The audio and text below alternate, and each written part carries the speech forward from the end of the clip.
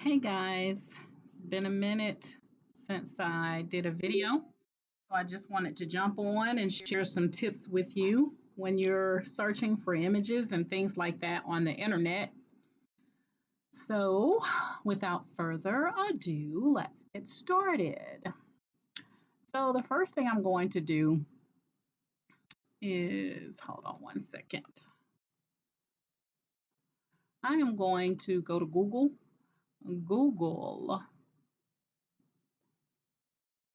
All right, so when you're Googling, and you're looking for images and things like that to work with. Let's say you're trying to go the free route, you don't want to have to pay, for SVGs and things like that. So you're just looking for images just to use for personal reasons, and hint, personal reasons. Okay. So when you go to Google, and let's just say you're looking for, we're just going to say female clip art. Okay, so we're gonna go with this female clip art images and see what we get. Okay, so you see a bunch of different types of clip art here, all female. Um, and so one of the things that if you don't use Google very often and not very familiar with Google, then these areas up here are giving you information to make your search easier. So if you want everything that involves female clip art images, then you can leave it on all. If you want to look at images only, then you can click on images. If you're shopping for something, you want to buy something related to female clip art images, then you click on shopping. The news, videos about female clip art images, then you can make that easier on yourself. And then you have this more where you can break it out by maps, books, flights, finance. So I want to make it easier on you when you are out here looking at Google. So if I click on images, it's going to give me all of these different images that are out here in Google based off of what, or on the internet, based off of what I put in for my search. Okay, so a couple of things I'm going to show you here in reference to searching for images on Google. Okay, so when you see an image like this and it has this little background like that, normally that means that there is no background. So if I click on that and I right click it and say copy image, when I go in to use this image, and I'm just going to show you what it's going to look like. Okay. So normally if you go here and you say, I'm in Microsoft PowerPoint, if I go to picture and remove background, it should be a fairly simple process to remove that background because technically they had already removed it. So what I can do is just click on, there's two areas here in the top left corner. One says mark areas to keep, one says mark areas to remove. So if I click mark areas to remove, wherever it looks kind of purple, then I'm just going to click that and it's going to give me back that as a part of my, I'm sorry, I clicked on mark areas to remove. I meant to click on mark areas to keep. I was wondering why I was going purple. So when I click on these areas that are kind of purple looking, then that's going to bring the image back, as you can see here. Just going to get them all in there. I think that's pretty much it. And then I kind of messed up here, so I'm going to click this little white dot to get rid of that. And it's not a deal breaker, but I'm just kind of showing you. You can also use remove.bg for some of these images. And so click this again. I think I messed it up when I clicked on it earlier, thinking that I was on mark areas to keep and I was doing mark areas to remove. So I think I got everything now. One little part right there, but I'm not going to worry about it. So that's one of the things that you want to look for when you're out in Google is images that may not have a background or that are easy for you to remove the background. I made this one a little bit more difficult than it has to be.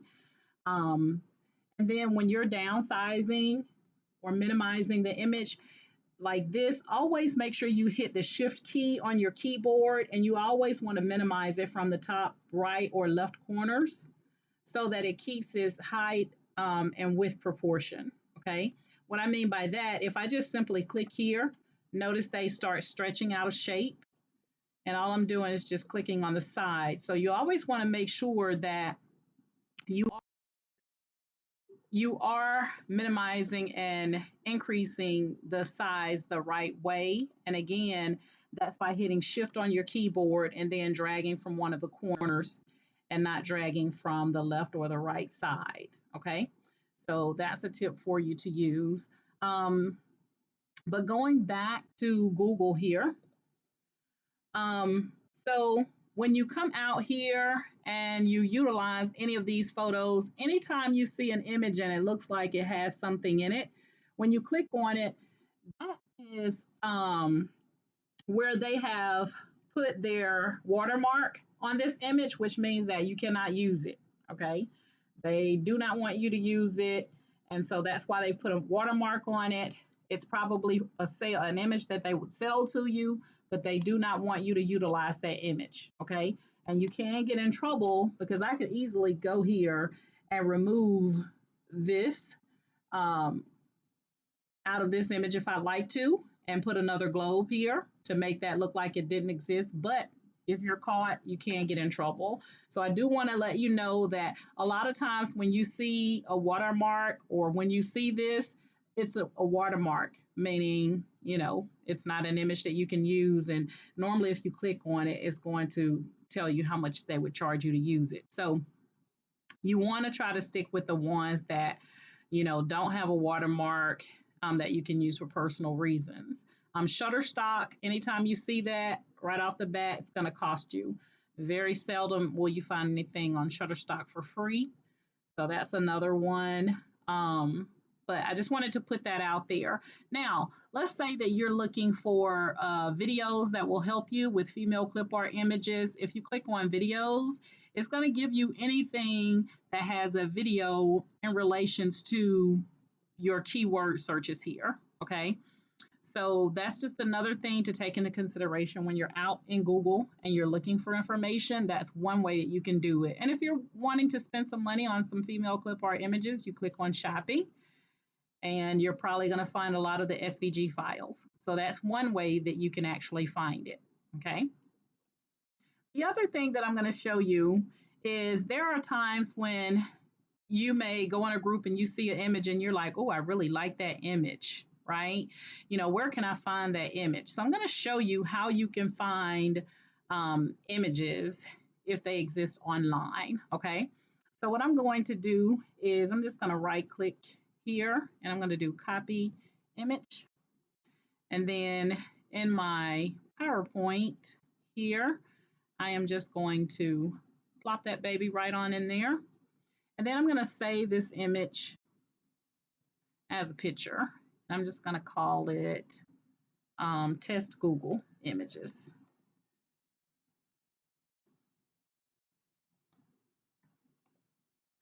Okay, and save. So what I'm going to do is I'm going to go ahead and exit out of here. And I'm going to exit out of here. And then I am going to bring back up my Google. But this time I'm going to search Google images. And you notice there is a Google Images out here that you can use for free. All right, and when you bring that up, you're just going to select Google Images.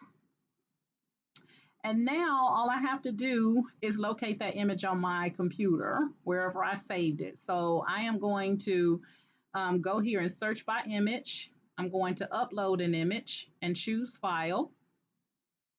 And there's the image. And if that image is online, you should be able to find it. So it says that this is an illustration on Behance. So if you click on that, you should be able to find that particular image out here somewhere. It's easier to find. Sometimes you have to kind of go through all of their information to actually find the image, but that is one way. Let's do this. Let's go back and let's see if it was in.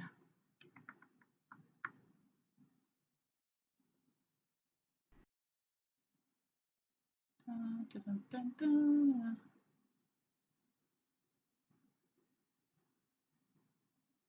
So now it's just giving me all kinds of crappy stuff out here. But a lot of times you can find the image out here by doing that. So now it's acting crazy. All right, let's go back.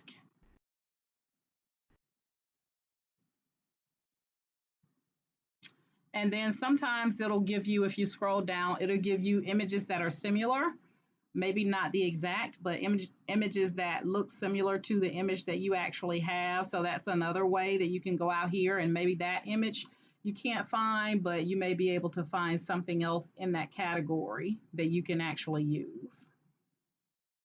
Okay, so just want to show you that, and have some cute images out there. All right, so I just wanted to show you guys how you use those two things. I know someone has sent me an image and I uploaded it. Just going to show you here.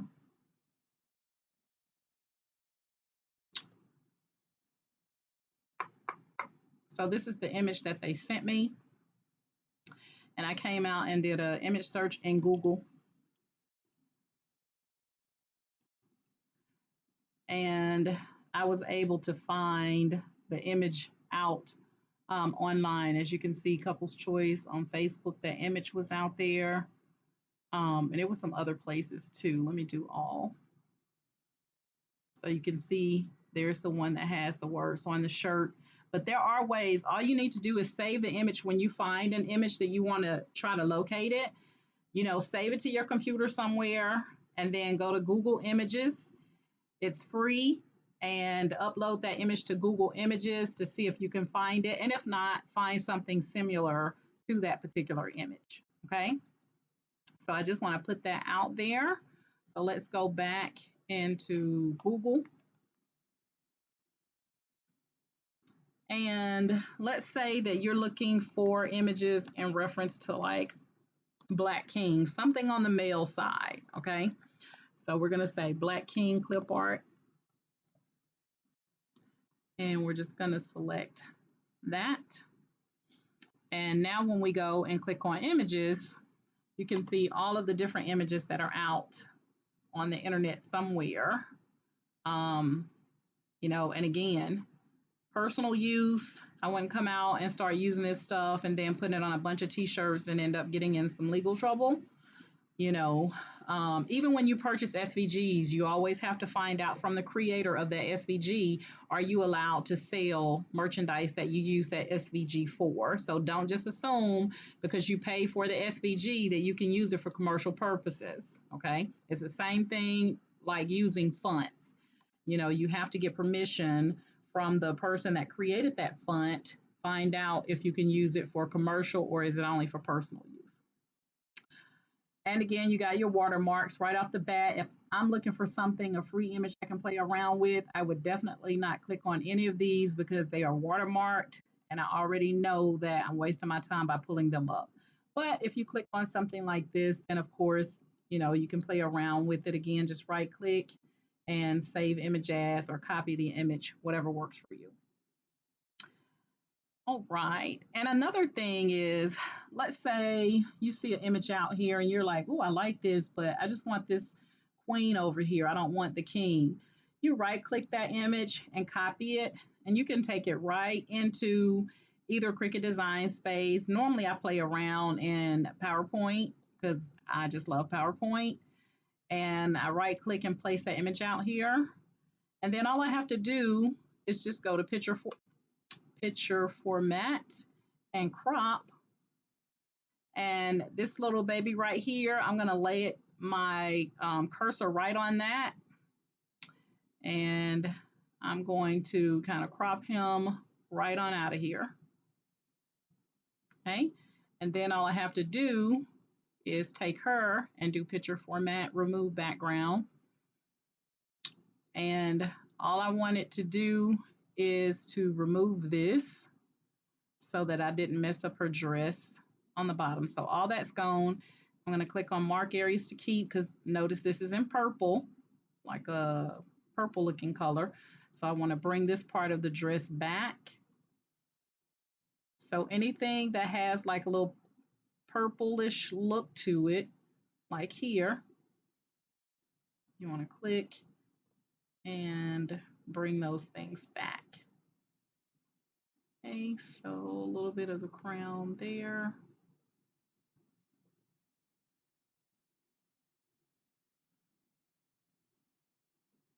I think I killed it.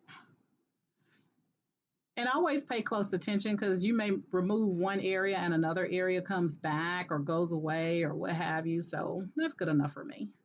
Okay. So that's one way that you can go in and remove the background from an image. Just because you see an image out there, you can bring it into Cricut Design Space and use the slice functionality. You can also go into PowerPoint and use the picture format crop format to actually get rid of it. Another thing is, let's say that, let me take another image and we're gonna do, let's say, I'm gonna do a different search here.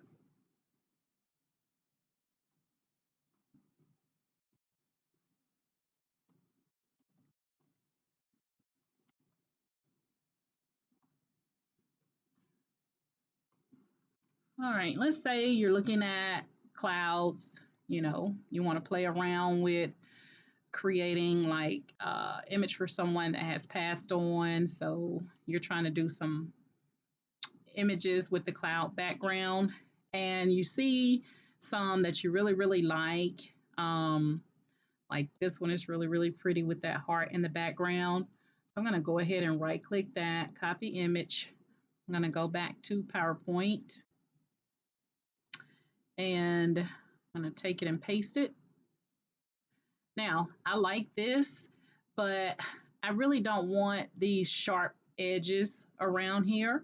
So you can click that, and first off, I'm gonna remove the background because I don't want all that white in the background. I know you guys are probably like, she removes the background a lot. Yeah, I do. All right, so again, this color right here lets you know it's being removed. Anything you wanna bring back, like this part right in here, you just click on mark areas to keep. And you just click and drag to get that area back.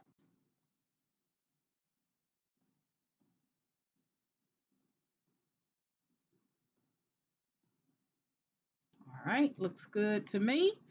And I'm just gonna right click off of it. And now I have it with the background removed. You know the background is gone because if I put a background on just the sheet itself, you can see there's no white back there. It's all just this heart. So I'm gonna stretch this image out a little bit, hit the shift on my keyboard so that it does not distort my image. Excuse me.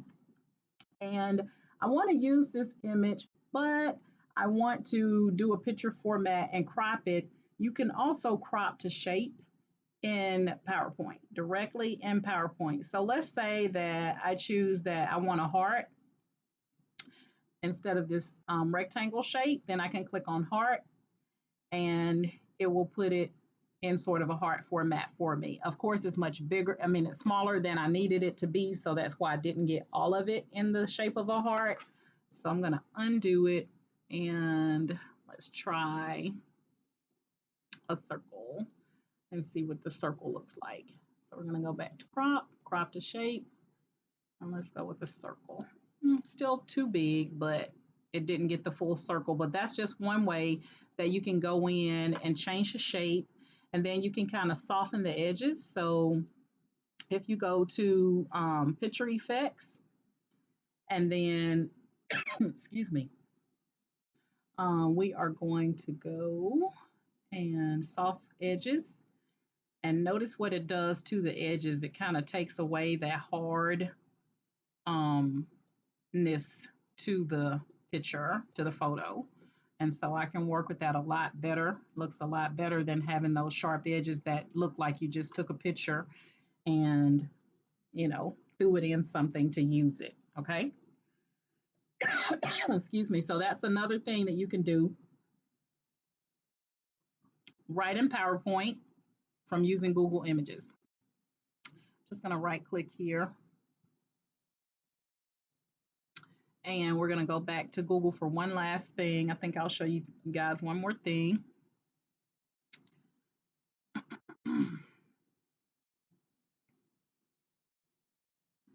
All right, let's say we want to use something with melanin. We're always looking for something with melanin, and we're going to do melanin quotes. So again, if I want to narrow this down, let me show you one other thing.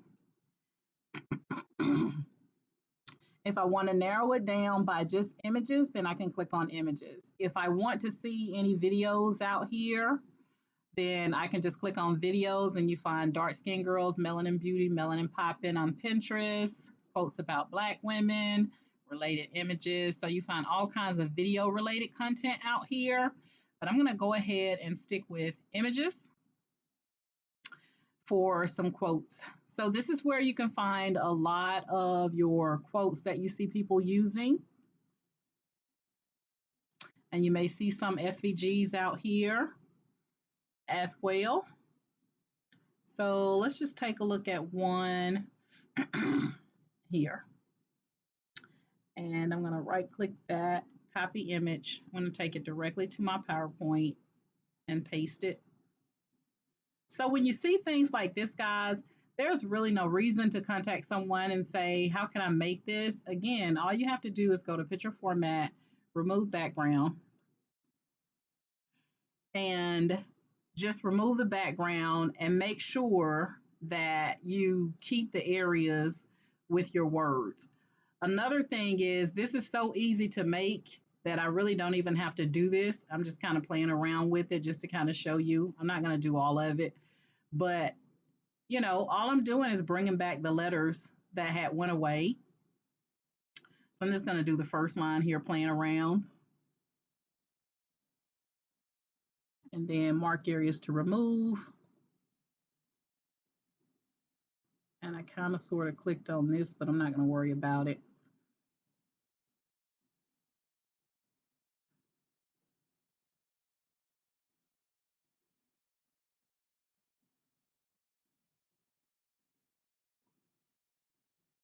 Okay. So it doesn't have to be perfect because I'm just showing you. But, we got time on our hands. We play around with stuff sometimes. And this is how you learn, just by going out here, excuse me, and playing around with mocking up stuff to your satisfaction. And this can also be done super, super easy. I'm going to show you here in just a second. But anyway, so you could do the same thing with that entire phrase, what is Black, and then take that into Cricut Design Space. You can also just say save as picture, and I'm just going to call this what is Black when I learn how to spell. Save. All right, and then I'm going to go to Cricut Design Space, and I'm just going to delete that. Upload image, browse, and there it is. I'm going to open it. I'm going to select complex and continue. Now, when I get here, all I have to do is just click to remove the background and make sure you're not removing your letters like I just did. So let me see if I can get in there without hitting the whole letter.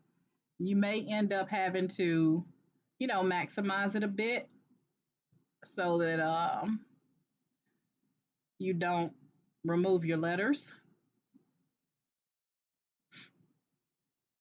But if you do, all you have to do is just click on undo here in the top right corner. So you see how easy I just came out here, and then I can go over to my eraser. I'm gonna make it kind of big here. And then wherever I see some additional stuff that I don't want, like their initials and all that good stuff, I'm just erasing it out. And then you can just click on preview here in the middle of your screen just to see how it looks. Everything looks pretty good to me. And now all I have to do is hit continue. And now I have this in a cut file. So all I have to do is insert it. And now I can use it as a cut file. Notice here it says cut. So all I have to do if I want it in black is go ahead and put my black vinyl on my mat and I'm ready to rock and roll. If I want to change the colors, I can. I'm using red instead. Notice I got a little straggly stuff here. Very simple. I'm going to insert a shape right quick. Just a little rectangle. I'm going to put it there and put them together and slice. And now I don't have to worry about that little bit that I left on there by accident.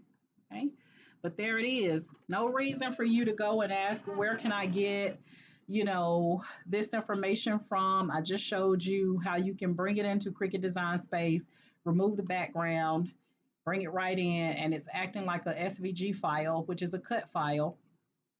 And I'm ready to go ahead and put it on my t-shirt. The only thing you want to make sure that you do is, if you're going to be using it as an iron-on, is to make sure when you get to this screen, you click mirror. Okay. There's no reason to attach. There's no reason to weld and all that other stuff. Everything is already lined up for you because you brought it in as an image. Okay. You weren't just typing fonts directly in, but you're ready to rock and roll, guys. And then if there's something in here, let's say you didn't want, is it me, is it her, is it you? Again, shape, square, put that baby right on there like that. And all you want is the what is Black Beauty. Highlight them together, slice, and now